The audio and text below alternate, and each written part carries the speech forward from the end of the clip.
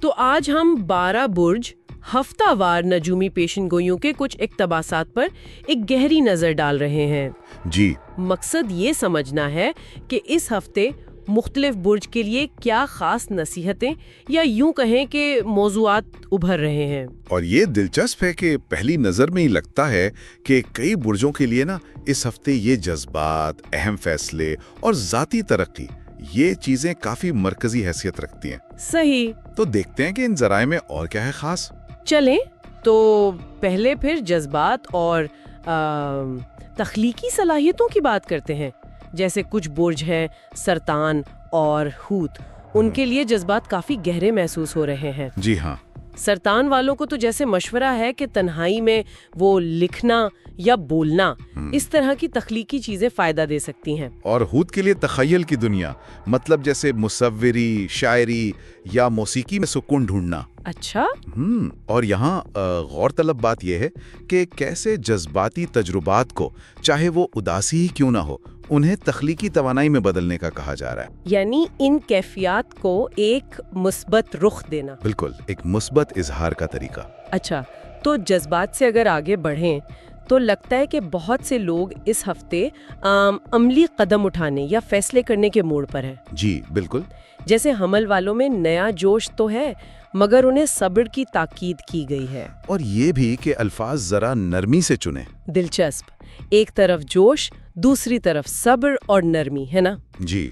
اور دوسری طرف دیکھیں تو طور کو ایک مشکل فیصلے کا سامنا ہو سکتا ہے، وہاں عقل اور سمجھداری کو ہتھیار بنانے کا کہا گیا ہے۔ اور شاید کسی بزرگ کی بات بھی اثر کرے۔ ہاں، یہ بھی ممکن ہے، وہ بات گہرائی سے سوچنے پر مجبور کر سکتی ہے۔ اور عقرب کے لیے ان کا کیا ہے؟ عقرب کو کہا جا رہا ہے کہ خوف کو ایک طرف رکھیں اور فیصلہ کریں۔ اچھا۔ ہاں، مالی فائدے کا امکان بھی بتایا گیا، مگر ساتھ ہی یہ بھی کہ اندھے اعتماد سے بچیں۔ یعنی ہمت بھی، احتیاط بھی۔ بالکل، دونوں ساتھ ساتھ۔ اسی طرح اسد کو قیادت کے موقع تو مل رہے ہیں، لیکن غرور سے بچنے کی تنبیہ ہے۔ صحیح۔ جبکہ جدی کے لیے کوئی پرانا خواب یا سرمایہ کاری حقیقت بن سکتی ہے جو ان کی دوراندیشی کو ظاہر کرتا ہے۔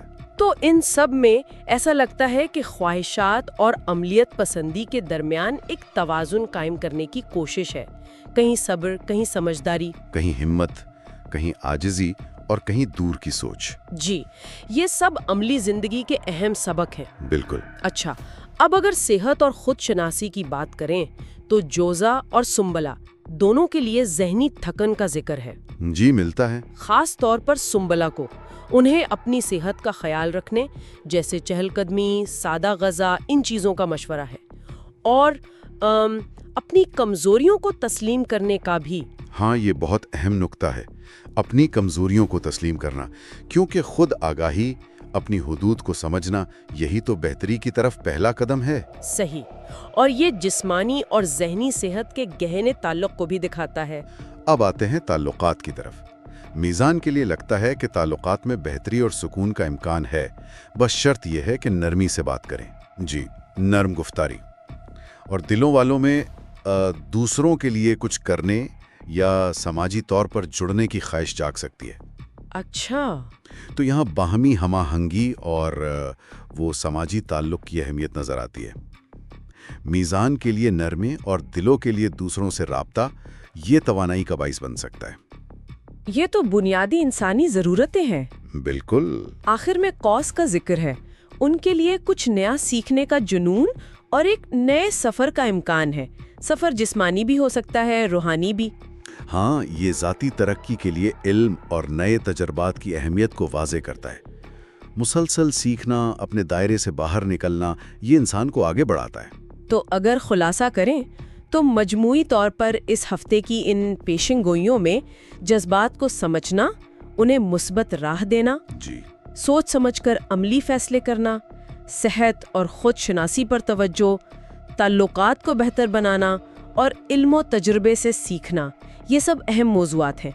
اور قابل غور پہلو یہ ہے، جیسا ہم نے شروع میں بھی کہا، کہ یہ مشورے چاہے کوئی نجوم پر یقین رکھتا ہو یا نہیں، یہ اکثر ہماری مشترکہ انسانی حالتوں اور ضرورتوں کی ہی عکاسی کرتے ہیں۔ بالکل۔ کبھی ہمیں سوچ بچار کی ضرورت ہوتی ہے، کبھی قدم اٹھانے کی، کبھی رشتوں کو سنبھالنے کی، اور کبھی اپنی ذات پر توجہ دینے کی۔ مطلب یہ نصیحتیں عمومی طور پر بھی زندگی میں کام آ سکتی ہیں۔ یہ بہت اہم نکتہ ہے۔ تو پھر سننے والوں کے لیے سوچنے کی بات یہ رہ جاتی ہے کہ ان تمام مشوروں میں سے کون سی بات ایسی ہے جو ستاروں کی چال سے قطع نظر اس ہفتے ذاتی طور پر غور کرنے یا شاید عمل کرنے کے لیے سب سے زیادہ متعلقہ محسوس ہوتی ہے۔